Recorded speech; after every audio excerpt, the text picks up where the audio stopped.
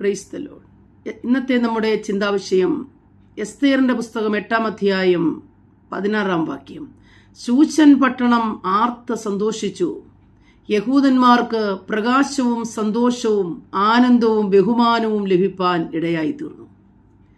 പ്രിയപ്പെട്ടവരെ, മൊർദെഖായിയെയും എസ്തേറിനെയും കുറിച്ച് അറിയാത്തവരാരുമില്ല. എന്നാൽ ഇവിടെ ഇതാ ഒരു പട്ടണം സന്തോഷിക്കുക. ആദാർ മാസമായ യഹൂദന്മാരുടെ 1-ാം മാസം 13-ാം തീയതി ശൂശൻ പട്ടണത്തിലെ രാജാവായിരുന്ന അഹശ്വേരോശ് രാജാവ് 128 സംസ്ഥാനങ്ങളുടെ രാജാവാണ്. മഹാനായ രാജാവ് ഒരു തീരുമാനമെടുക്കുന്നു.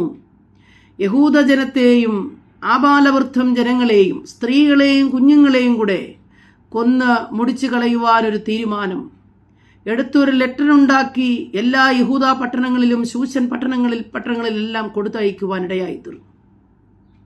ഇത് യഹൂദ ജനത്തിനെ വല്ലാതെ വേദനിപ്പിച്ചു. അവർ ദൈവസന്നിധിയിൽ അവർക്ക് സ്വയമായി കരുത്തോ പ്രവർത്തിക്കുവാനുള്ള കഴിവുകളോ ഇല്ല. അവർ ദൈവത്തെങ്കിലേക്ക് അവരുടെ കണ്ണുകളെ ഉയർത്തി. അവർ ദൈവസന്നിധിയിൽ നിലവിളിക്കുവാനും പ്രാർത്ഥിക്കുവാനും ദൈവത്തോട് അവരുടെ വേദനകളെ പങ്കിടുവാനും തുടങ്ങി. യഹോവയായ ദൈവം തന്റെ ഭക്തന്മാർക്ക് വേണ്ടി എഴുന്നേറ്റു.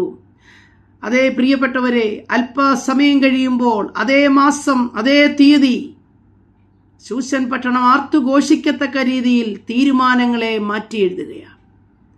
രാജാവിൻ്റെ ഹൃദയത്തിൽ, ഇത്രയും മഹാനായ രാജാവിൻ്റെ ഹൃദയത്തിൽ യഹോവയായ ദൈവം തൻ്റെ ജനമായ യഹൂദന്മാർക്ക് വേണ്ടി പ്രവർത്തിക്കുക.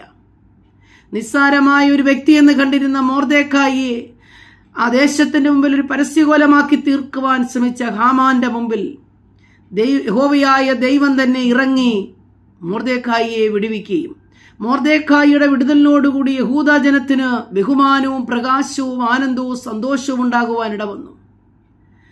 കണ്ണുനീരിൻ്റെയും വിലാപത്തിൻ്റെയും വേദനയുടെയും നിലവിളി ഒരു അസാധാരണ അത്ഭുതത്തെ സൃഷ്ടിക്കുക. യഹൂദന്മാരെ ആബാലവൃദ്ധം തകർത്തുകളയും ഇല്ലാതാക്കുമെന്ന് പരിശ്രമിച്ച രാജസന്നിധാനത്തിൽ നിന്ന് തന്നെ യഹൂദന്മാർക്ക് അനുകൂലമായ ചില നിയമങ്ങൾ ഉണ്ടാക്കപ്പെടുകയും മാത്രമല്ല, തന്നെ കേട്ട യഹൂദന്മാരെ കുറിച്ച് കേട്ട അനേകർ ഭയപ്പെട്ട് അതേ ശൂശൻ പട്ടണത്തിൽ അനേകർ യഹൂദന്മാരായി തീരുവാൻ ഇടയായി തീരുകയും ചെയ്തു. പ്രിയപ്പെട്ടവരെ, പ്രത്യേകമായ ചില നിയമങ്ങൾ നിമിത്തമായോ അതല്ല വ്യക്തിപരമായ ഏതെങ്കിലും വിഷയങ്ങൾ നിമിത്തമായോ തകർന്നു പോകുമെന്നുള്ള വേദനയിൽ നിങ്ങൾ ദൈവസന്നിധിയിലായിരിക്കുന്നുവോ? നിലവിളിയുടെയും പ്രാർത്ഥനയുടെയും മറുപടി ഒരു ഭക്തനെ തകർത്തു കളയുവാൻ ദൈവം ഒരു നാളും അനുവദിക്കയില്ല. യഹോവ തന്റെ ഭക്തന്മാർക്കു വേണ്ടി സംഗ്രഹിച്ചിരിക്കുന്ന ചില നന്മയുണ്ട്. അത് സകല ജനവും കാണുക പുറത്തു വരണമെന്നുള്ള ദൈവീയ പദ്ധതിയാണ്.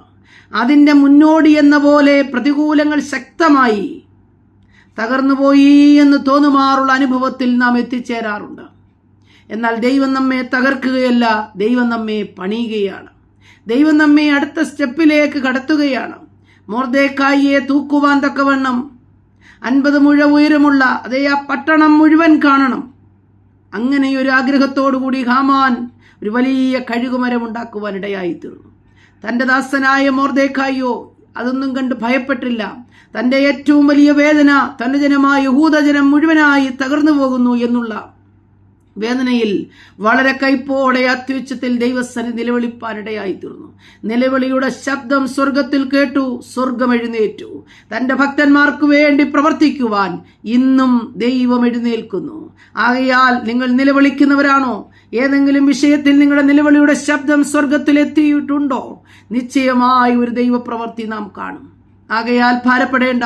നിലവിളിക്കുന്നവരെ, കണ്ണുനീര് തൂകുന്നവരെ, വേദനപ്പെടുന്നവരെ, ദൈവസന്നിധിയിൽ വിഷയം കൊണ്ടുവന്ന് വച്ചിരിക്കുന്നവരെ, നിശ്ചയം ഒരു വിടുതൽ നമുക്കുണ്ടാകും. ഭാരപ്പെടുത്തുന്ന വിഷയം വ്യക്തിപരമാകട്ടെ, അത് രോഗമോ സാമ്പത്തികമോ തലമുറകളോ മറ്റേതെങ്കിലും വിഷയമാകട്ടെ, അല്ല ആത്മീയ ജീവിതത്തിന്റെ ഒരു വിടുതലാകട്ടെ, സ്വജാതിയുടെ ഒരു വിടുതലാകട്ടെ, എന്തായിരുന്നാലും അതിൻ്റെ മേലൊരു ദൈവപ്രവൃത്തി നമുക്ക് കാണാൻ കഴിയും. ദൈവം അതിനായി നമ്മെ സഹായിക്കും. മൊർദെഖായിക്ക് വേണ്ടി ഇറങ്ങി വന്ന ദൈവശക്തി ശൂശൻ പട്ടണത്തെ ആർത്തുഘോഷിക്കുമാറാക്കിയ ഒരിക്കൽ തീരുമാനത്തിൽ ശൂശൻ പട്ടണം കലങ്ങിപ്പോയി.